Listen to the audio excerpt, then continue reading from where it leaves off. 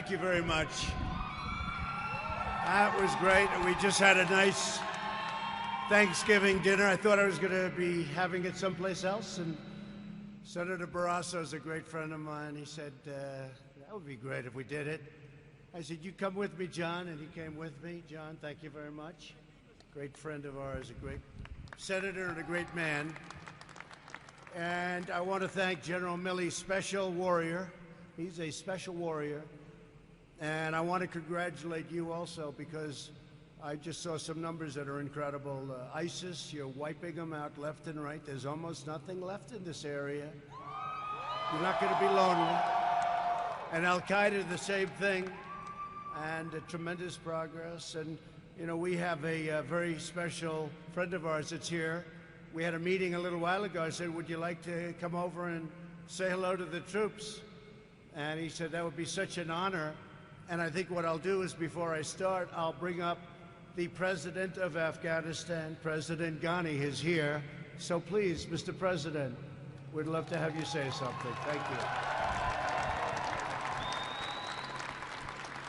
Thank you.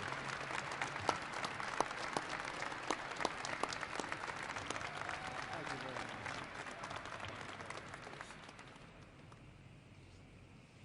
In the name of God, the compassionate, the merciful, Mr. President, great American troops, great patriots, happy Thanksgiving.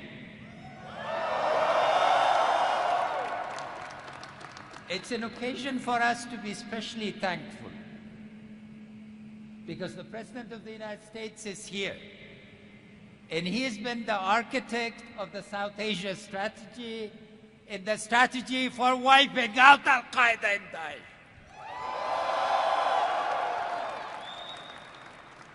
Thanks to your support and the bravery of the Afghan soldiers, we've inflicted an incredible defeat on ISIS in Nangarhar.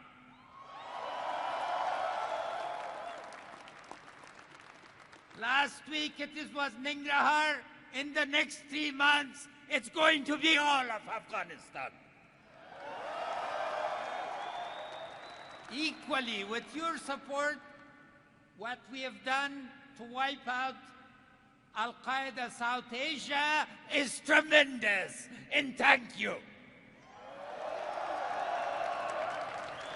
President Trump, people talked a lot about bin Laden, but what you did to eliminate al-Baghdadi, who was an organizer and not a talker, is much greater accomplishment.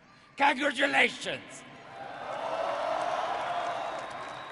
I would also like to take this occasion to say thank you to the Gold Star families.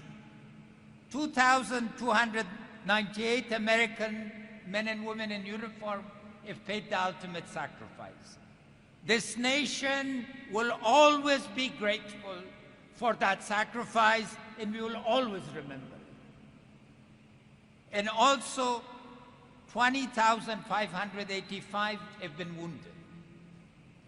But since President Trump has been President of the United States, fortunately, we still too high a number, but only 52 American men and women in uniform have died.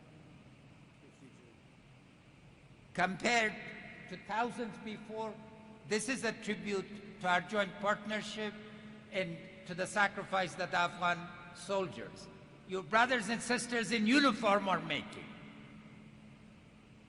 More than 1 million Americans have served here in uniform. We pay tribute to their families and to your families. I would like a special request. Please thank your families for agreeing to miss you at this special occasion at home, and for being here defending United States security and our freedom.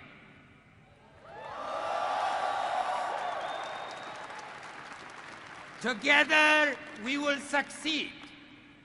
We will never forget that 9/11 brought us, and we will never permit the repetition of 9/11 again.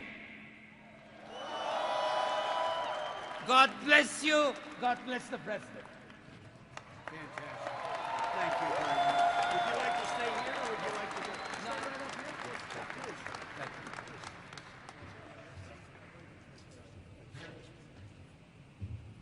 Well, thank you very much, Mr. President. 52 compared to thousands, and we're doing a tremendous job. And as you know, a big part of that job is ISIS, certainly the biggest, and Al-Qaeda, and we've got them down very low numbers. We'll have that totally taken care of in a very short period of time, and we'll see what happens. The Taliban wants to make a deal. We'll see if they want to make a deal. It's got to be a real deal, but we'll see. But they want to make a deal, and they only want to make a deal because you're doing a great job. That's the only reason they want to make a deal. So I want to thank you, and I want to thank the Afghan soldiers for really, I've spoken to a lot of you today, and you say they're really fighting hard. I was very impressed with that, actually, so I want to thank you. And General Milley, again, to be at Bagram Airfield, I've heard so much about. It's an incredible place. This is some airfield, some fortress. I want to thank all of the Afghanistani troops. We have a lot of them here, actually. We have a number of them standing around, saying hello and waving, and we appreciate it. And I also say to you, just at ease, let's just enjoy ourselves for a couple of minutes. I'm going to introduce a few people. But there's nowhere I'd rather celebrate this Thanksgiving than right here with the toughest, strongest, best and bravest warriors on the face of the earth. You are indeed that. You know, when I took office, if you can believe it, almost 3 years ago, we were very depleted. Our military was depleted in terms of equipment. You see, right? They're all shaking their heads. That's right. We have all those brand new planes and brand new helicopters and brand new ships being built now, brand new incredible submarines. Probably the most powerful submarines, probably the most powerful weapon in the world is what we're building, the form of submarines. Nothing's even close. But we have things that nobody's seen, nobody's heard about, and we'll keep it that way. But we've spent $2.5 trillion, very close to that number, and very shortly it'll be at $2.5 trillion. And while I don't love that, you know, what that does to my budget, because I'm a budget person, we don't have a strong military. Budgets don't matter much, do they? Huh? Not going to have to worry about budgets. So with what's going on in the world today, very important. $2.5 trillion. And nobody beats our great Army, Navy, Air Force, Coast Guard, Marines, and we think soon we're going to be adding a thing called space. You know about that, right? Space. We're going to have space covered very well. We're covering it now, but we have to cover it to a much greater extent, and you'll be hearing about that in the coming days and weeks. I've just come from serving Thanksgiving dinner to some of you. I recognize already some of you in the audience, and with General Milley and the folks. And we had a good time. I then got down, I sat down, I had a gorgeous piece of turkey, and I was all set to go, and I had some of the mashed potatoes, and I had a bite of mashed potatoes. And I never got to the turkey because General Milley said, "Come on over, sir, let's take some pictures." I never got to my turkey. It's the first time in Thanksgiving that I've never had anything called turkey, but that's okay. But it looked awfully good, I have to tell you that. I should have started with that instead of the mashed potatoes. I made a mistake. But I hope everyone enjoyed the fantastic meal. It certainly did look good, and hopefully everyone can get some well-deserved rest this holiday. Your family, they're home, and they love you so much.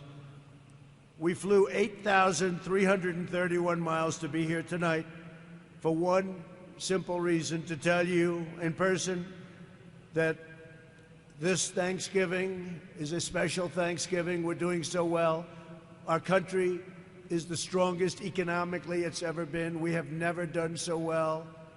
We have the greatest economy anywhere in the world. So it's nice to know that you're fighting for something that is doing well as opposed to something that was not doing well just a number of years ago. Our stock markets reached the highest level ever in the history of the exchanges, all three. If you look, all three. It's incredible. It's incredible what's happening. It just broke a record. I think it's close to 130 days, so we're less than 3 years. And 130 times we've broken the all-time record. And to me, that doesn't mean an all-time record. It means something different. It means jobs. It means 401ks. People come up to me with their 401ks. They say, sir, you've made me look like a genius. Thank you very much. You know, they're up 78%. They feel good. So I would just want to say that we thank God for your health and all of the things that you've done. You are very special people, and you don't even know how much the people of our country love and respect you, and they do. That's why I'm here. I'm just bringing the message. The courageous American warriors in Afghanistan and across the region are leading the fight to vanquish America's enemies and defeat forces of radical Islamic terrorism. I would say it so often during the campaign. That's what we're doing. Together, we're making tremendous progress. Just a few weeks ago, as you know, and as President Ghani mentioned, U.S. Special Forces brought the world's #1 most wanted terrorist to justice. When the president said more important than Osama bin Laden, I would say that, look, you know, different in a way. He was an organizer. Al-Baghdadi was an organizer. He was the founder of ISIS. He was the father, if you want to call him that, of ISIS. I think he wasn't so happy 3 weeks ago when he saw those incredible 67 men, in that case, just come pouring down onto where he was staying, and that didn't work out too good. And we have a new national hero. You know who that is, right? Conan. Conan is our new great hero. And Conan was at the White House the other day. You might have seen it. And it was something. But the animal known as al-Baghdadi, the founder, the leader of ISIS, the man that was trying to reinstitute ISIS, because we have 100% of the ISIS caliphate in Syria is now ours. He is dead. His second is dead. His third, we have the sights on the third. I think the third doesn't want the job. The third is saying, you know what, maybe I'll go work at a store or something. But Baghdadi was a savage and soulless monster who raped, tortured, and slaughtered the innocent, including many, many Americans. When you saw those folks, those great people in the orange jumpsuits, oftentimes standing on a beach with a thug behind him and a big knife, that was all al-Baghdadi, but he's gone. The American warriors hunted him down. They executed a masterful raid, and they punched his ticket to hell. That's what happened.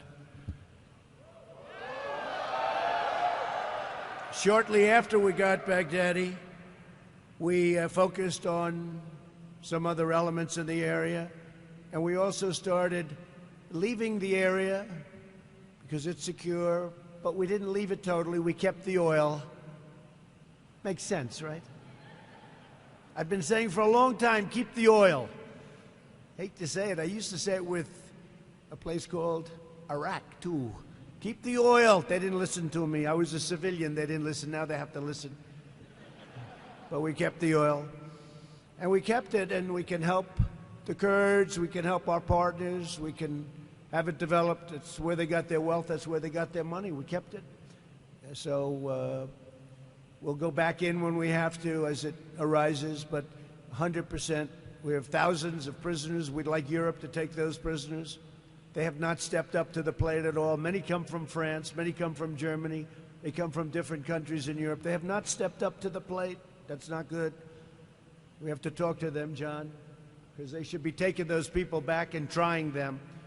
And if we didn't do it, they'd go back to France, and they'd go back to Germany and to UK and to all of the places where they came. That's where they want to go back, and they should take them. Weeks ago, we also announced that the forces are coming back. They're coming back home. We're reducing over here, but because of technology and all of the things that we have, we're able to reduce in Afghanistan, very substantially actually reduce, and do even more devastating attacks on the enemy. So that's part of the $2.5 trillion that we have coming. Finest equipment in the world. We build the greatest equipment anywhere in the world by far. And we're selling that equipment now to many, many countries that are our allies. The enemies, we decide usually not to do it. History has said, don't sell the good equipment to the enemy.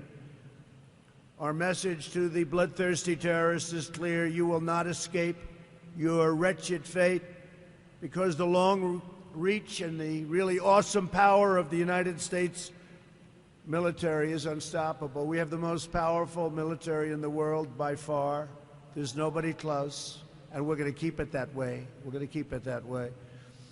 This evening, as millions of families sit down at their dinner tables back home, they'll be saying a prayer for the men and women serving our nation in Afghanistan and deployed all around the globe. Great men and women all around the globe. Many are coming home. Our citizens know that you're standing guard, killing terrorists, crushing our enemies, and keeping America safe, really safe. But you're also keeping it strong and proud and mighty and free.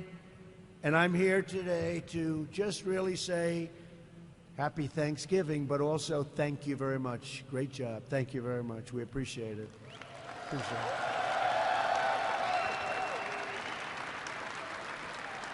Very much appreciate it.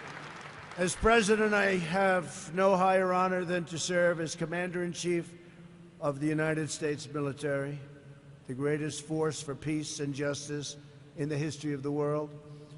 This evening, I also want to express the profound and heartfelt gratitude of the entire American nation for our amazing military families, because they really do make you what you are when you think of it. Anybody here disagree with that? Raise your hand, please. Nobody has the courage to raise your hand.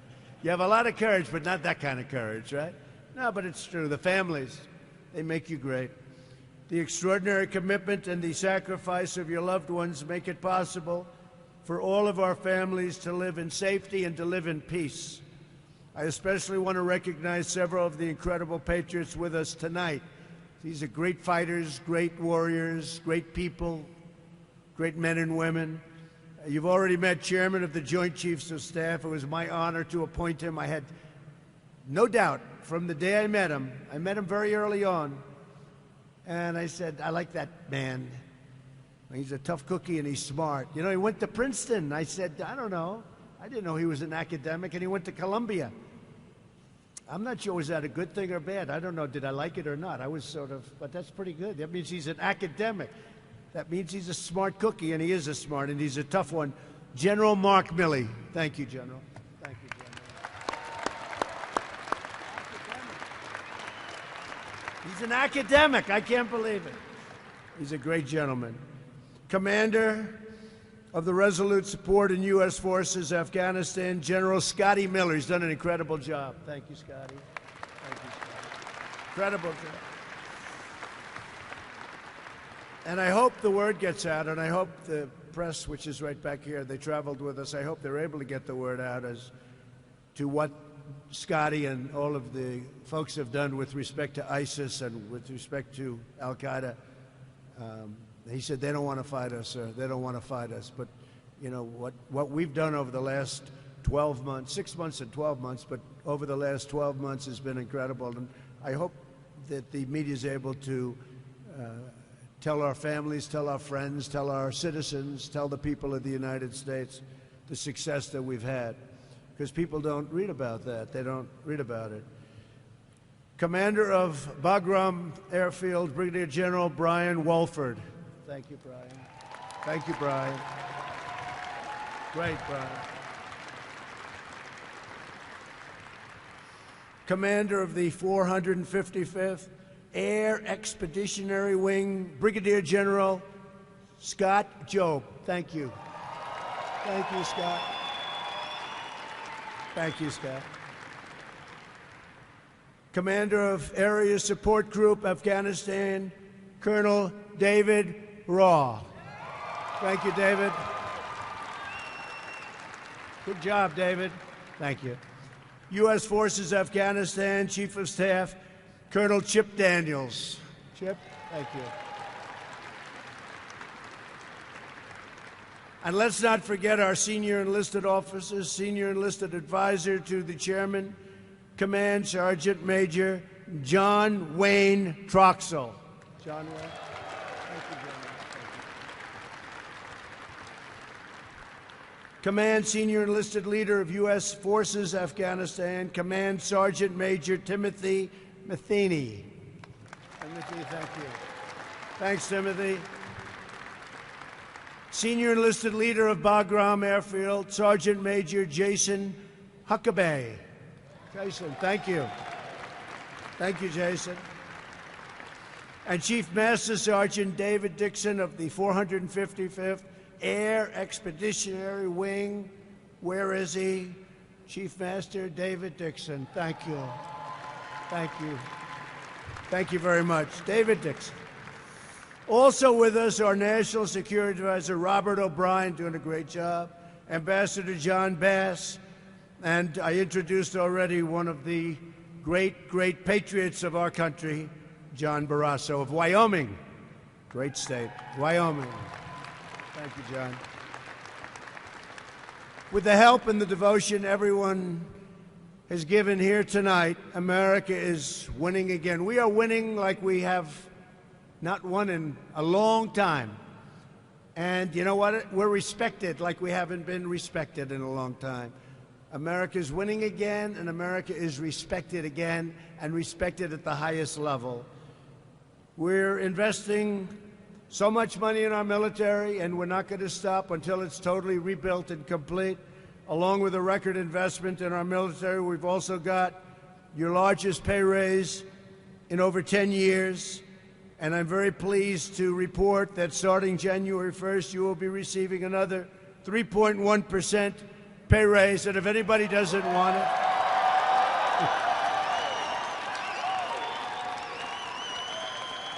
if anybody doesn't want it, just sign up at the door and we'll take it away, okay?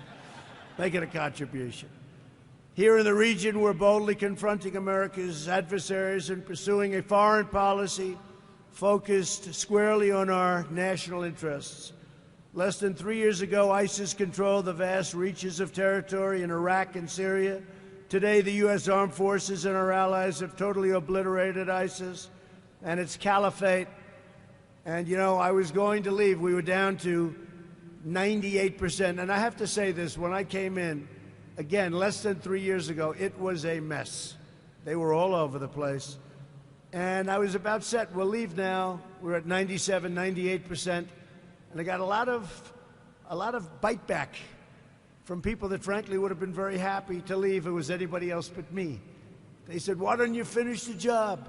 These are people that would have loved. But you know what? I said, maybe they're right. And we finished the job. We did it very, very quickly and very surgically. So that job is finished. We liberated more than 3 million civilians from that brutal reign. I've also taken action to confront the corrupt and terror-supporting dictatorship in Iran. And in Afghanistan, our warfighters continue to serve heroically to stamp out terrorism and to eviscerate the enemies of civilization, because that's what really they are. They're enemies of civilization. Right here at Bagram, you're a logistical hub for all forces in Afghanistan. You are absolutely essential to victory. From this base, the unrivaled aviators of the U.S. Air Force deliver unmatched firepower across the region. When our enemies hear the sound of your jets, those brand new, beautiful jets, they hear the sound of those jets. We don't put too many environmental controls on those jets. Because if it takes away 4% of what we need, we want the 4%. Do you agree with that, everybody? Is everybody? And we're all environmental. But we're not heavy into environmental controls and even pollution controls on our aircraft when it's a fighting jet. We don't want to have any excuses. But when our enemies hear the sound of those screaming engines through the valleys, their terrorist blood runs cold because they know that their demise is near. In particular, I want to thank outstanding airmen from the 455th Air Expeditionary Wing who deliver righteous America thunder anywhere, anyplace, anytime. Raise your hands. Let me see. Great job. Helps to have new equipment, doesn't it? Does it help a little bit? Got nice new equipment. Thanks as well to the skilled professionals of the Expeditionary Medical Group, who run the most capable trauma hospital in Afghanistan. Craig Joint Theater Hospital, thank you very much. Great job you do. Nobody, I'll tell you what, there's a little phrase that I hear, nobody dies today, they live to fight another day. You've done a fantastic job. And I'm told that not long ago, a critically injured soldier was brought here in need of multiple blood transfusions. Within 15 minutes, more than 100 members of Bagram, the community, the base, showed up to give their blood. That says everything you need to know about the men and women who serve here. Thank you very much. It was incredible. They needed it fast, and they got it. They got it. Every day, the fierce soldiers of the U.S. Army are carrying out harrowing missions across this land. The Army marches bravely into danger, traverses perilous terrain, and pumps stunning firepower straight into the face of evil. In particular, I want to thank the men and women of the 10th Combat Aviation Brigade who operate rotary, oh, I know what rotary is, right? Rotary wing aircraft across Afghanistan and fly magnificent Apaches like the one right next to me. That is magnificent. And I was just at Dover, because you had a terrible accident a week ago of two of your incredible people. And I greeted them as they came in on a very big plane, and I greeted their families. I heard they were fantastic people. So thank you very much for that. I know a lot of you asked about them. Their families are doing fine, but that was a rough night for them. I will tell you, it's a rough night for me. It's a rough night for everybody. Thanks also to the 1st Armored Division's Resolute Support Sustainment Brigade for supplying our forces. The brigade is incredible, so respected by everybody, keeping our military in top fighting shape. You are iron soldiers, they say. Iron soldiers. You think so? Yeah, right? I think so.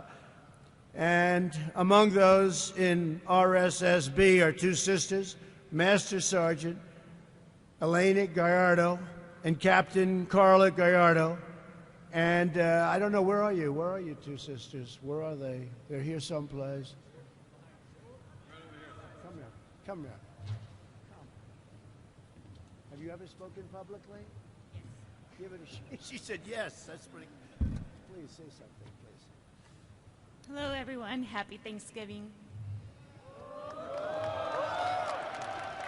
Happy Thanksgiving.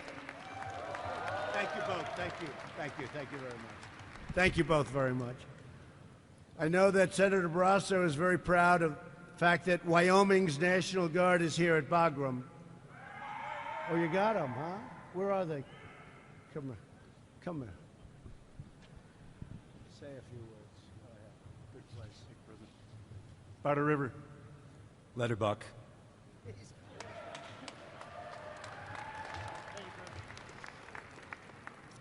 These people are all action, no talk.